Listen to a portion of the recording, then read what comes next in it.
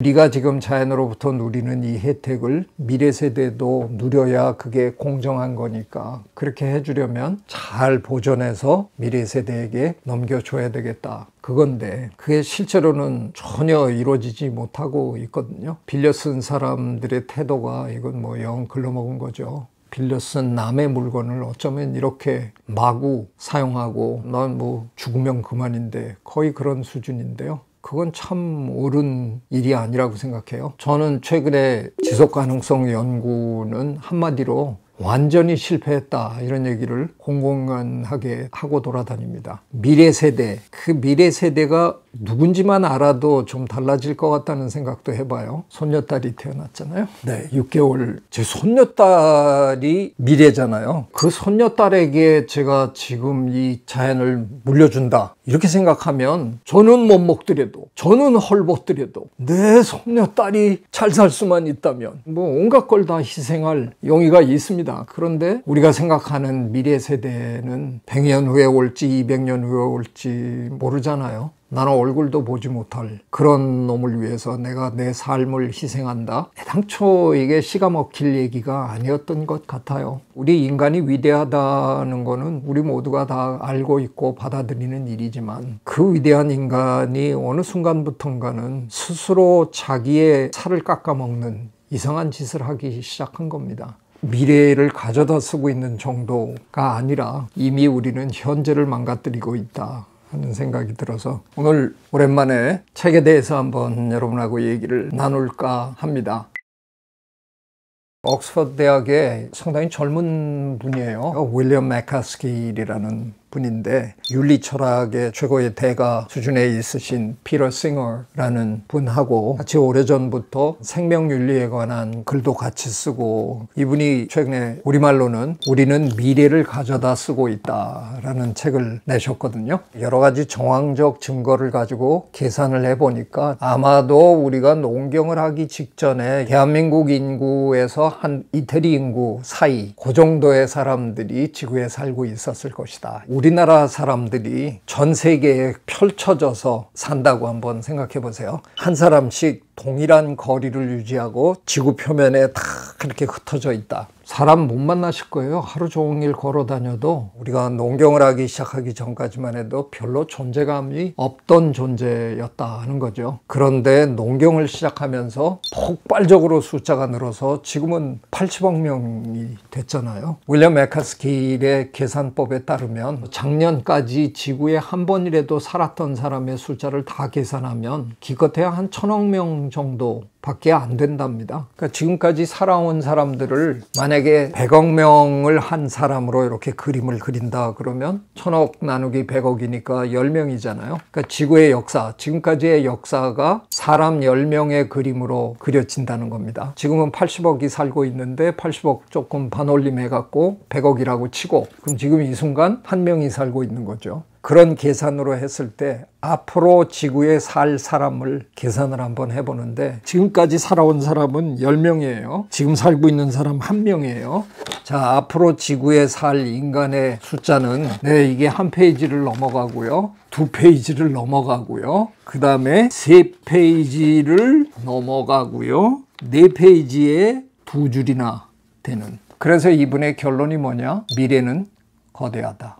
그래서 이분이 이 책에서 줄기차게 주장하는 게 장기주의라는 거예요. 영어로는 long-termism이라고 표현을 하는데요. 미래는 거대하고 아직도 미래에 살아가야 될 사람이 어마어마하게 많다. 그런데 우리는 지금 미래 걱정도 안 하고 그냥 지구를 이렇게 막 망가뜨리면서 살아가는 현대인, 이건 제정신이 아니라는 거죠. 미래를 걱정하면서 사시는 분들에 대한 존경심을 종종 이 책에서 표현을 합니다. 환분들은 말하자면 현재에 살고 있는 게 아니라 미래에 살고 있는 사람들이잖아요. 미래를 걱정하면서 미래를 위해서 뛰고 있는 그런 분들에 대한 존경심을 표시하는 게 결국은 이분이 얘기하는 장기주의, 그건 어쩔 수 없는 선택일 수밖에 없다는 거예요. 왜냐하면 과거보다 미래는 어마어마하게 거대한 미래가 온다는 거죠.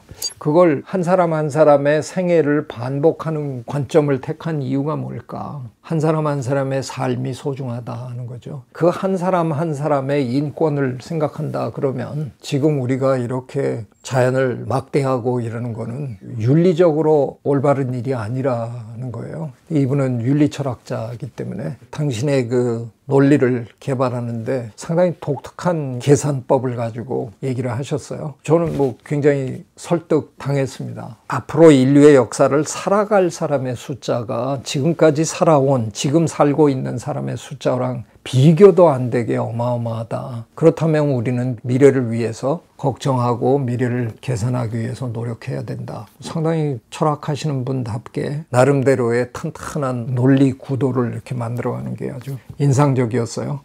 그러면 미래는 아직 안 왔나 봐요. 제가 마지막으로 소개해드리고 싶은 책은요.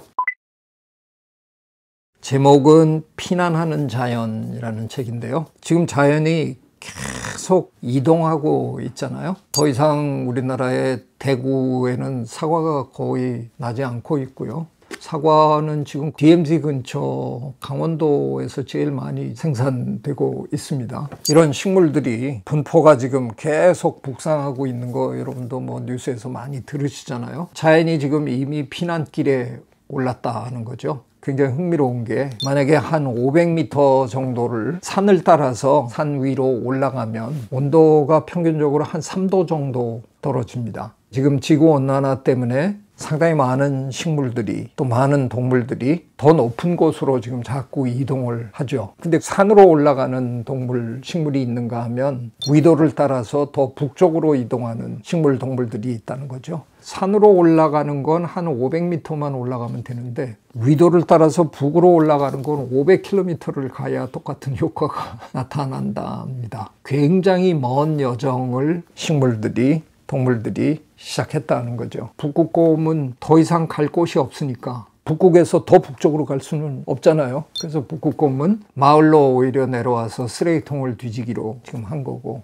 최근에 나온 논문에 의하면 열대에서 많은 새들이 평균 고도로 6, 70m를 높은 곳으로 다 이동을 한 걸로 그런 논문들이 나와 있어요. 산으로 올라가면서 점점 면적이 넓어지는 산은 이 세상에 없잖아요. 산은 고온을 피해서 산꼭대기로 올라가는데 그런 놈들이 많이 모이면 모일수록 거기는 경쟁이 훨씬 심해질 수밖에 없는 거죠. 면적이 조금밖에 없는 곳으로 다들 온도를 피해서 올라오는 거니까 결국은 이들은 극심한 경쟁을 겪다가 상당히 많은 생물들은 멸종할 수밖에 없는, 제가 이 책에 연결해서 얘기하려고 그러는 거는 이분은 미래를 가져다 쓰고 있다 그러는데 미래가 아니네요.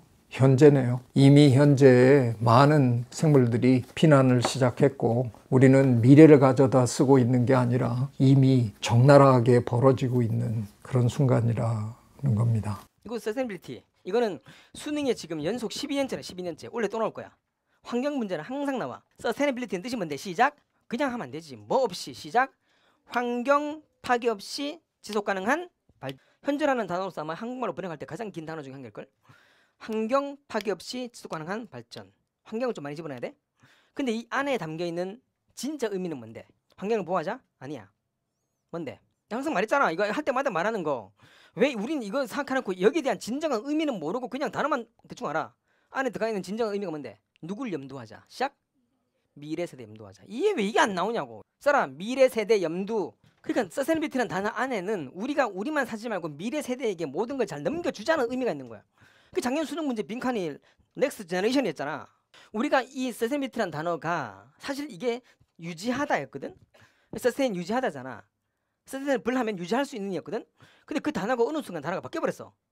그 코인처럼 된 거랑 비슷해. 근데 코인은 아닌데 단어의 의미가 바뀐 거야.